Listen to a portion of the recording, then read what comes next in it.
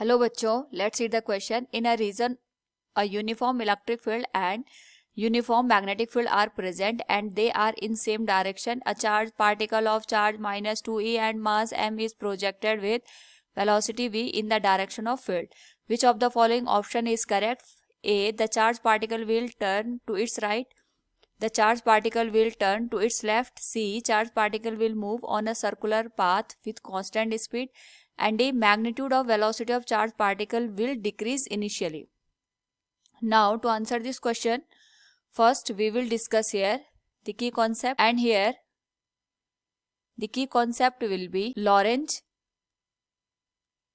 force of electric and magnetic field. हमारे पास electric field और मैग्नेटिक फील्ड गिवन है, both are moving in the same direction. तो suppose ये हमारे पास इलेक्ट्रिक फील्ड है, यहाँ पे इसकी डायरेक्शन ये हो गई, और दूसरा यहाँ पे हम ड्रॉ कर सकते हैं magnetic field. Both are having the same direction, तो ये हो गया हमारे पास यहाँ पे मैग्नेटिक फील्ड. यहाँ पे हमने एक चार्ज पार्टिकल लिया है दैट इज ऑफ -2e. ये चार्ज पार्टिकल हो गया, इस पे जो चार्ज है दैट इज ऑफ -2e और इसका जो मास है ये m के बराबर है. हमने इसको प्रोजेक्ट किया है विद वेलोसिटी v, जिस डायरेक्शन में इलेक्ट्रिक फील्ड और मैग्नेटिक फील्ड हमारे पास यहाँ पे काम कर रहे हैं. तो सबसे पहले वी नो दैट जो इलेक्ट्रिक फील्ड है वो चार्ज पार्टिकल पे फोर्स लगाएगा. We can write force exerted by electric field. तो जो इलेक्ट्रिक फील्ड है इसके थ्रू अगर हम यहाँ पे फोर्स की वैल्यू को समझते हैं तो it will B F into Q multiplied with electric field. तो जो F की वैल्यू आएगी, चार्ज हमारे पास यहाँ पे दे रखा है -2e और इलेक्ट्रिक फील्ड की वैल्यू आएगी E के बराबर.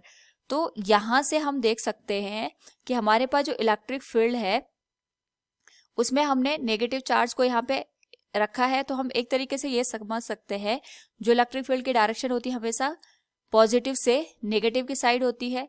इस तरीके से अगर ये चार्ज पार्टिकल यहाँ पे मूव करेगा तो इलेक्ट्रिक फील्ड इसको अपोजिट डायरेक्शन में यहाँ पे टर्न करने की कोशिश करेगा. यानी अगर ये राइट हैंड साइड डायरेक्शन में मूव कर रहा है तो यहाँ पे जो एक्सटर्नल फोर्स है ये इसको यहाँ पे अपोजिट डायरेक्शन में मूव करवाने की कोशिश करेगा. यानी जो चार्ज पार्टिकल है तो जा तो आगे की डायरेक्शन में रहा है, बट इस पे जो फोर्स है ये हमारे पास हमें यहाँ पे अपोजिट डायरेक्शन में एक्ट करेगा. नाउ अगर हम यहाँ पे बात करते हैं मैग्नेटिक फील्ड के फोर्स की, तो we can write force exerted by magnetic field. और जो यहाँ पे मैग्नेटिक फील्ड फोर्स लगाएगा उसको हम लिखते हैं FB के बराबर. It will B Q into V cross B.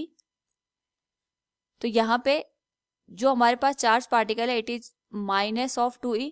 जो वेलोसिटी की डायरेक्शन है इट इज I कैप और मैग्नेटिक फील्ड की डायरेक्शन भी वही है. दोनों का क्रॉस प्रोडक्ट है, यानी हम ये भी कह सकते हैं V और B सेम डायरेक्शन में, तो थीटा की वैल्यू 0 हो जाएगी. तो हमारे पास जो फोर्स की वैल्यू बनेगी due to the magnetic field it will be 0. तो केवल हमारे पास यहाँ पे इलेक्ट्रिक फील्ड का फोर्स एक्ट करेगा, और यहाँ पे जो हमारे पास चार्ज पार्टिकल था अगर वो यहाँ पे फॉरवर्ड डायरेक्शन में मूव कर रहा है तो जो फोर्स है इसके अपोजिट डायरेक्शन में एक्ट करेगा. सो हम कह सकते हैं जो हमारे पास इलेक्ट्रिक फील्ड है ये चार्ज पार्टिकल पे अपोजिट डायरेक्शन में फोर्स लगाएगा. क्योंकि हम यहाँ पे जो इलेक्ट्रिक फील्ड है इसको राइट हैंड साइड में दिखाया है तो फोर्स लेफ्ट हैंड साइड में लगेगा. अगर हम यहाँ पे इलेक्ट्रिक फील्ड को लेफ्ट हैंड साइड में दिखाते तो इस पे जो फोर्स लगता वो राइट हैंड साइड डायरेक्शन में लगता. दोनों अपोजिट होने की वजह से जो एक्सेलरेशन है ये एक तरीके से हमारे पास यहाँ पे वेलोसिटी को डिक्रीज करने का काम करेगा. So from the given option we can say magnitude of velocity of charge particle will decrease initially. Option D will be the correct answer. Hope all you understood it. Thank you and best of luck.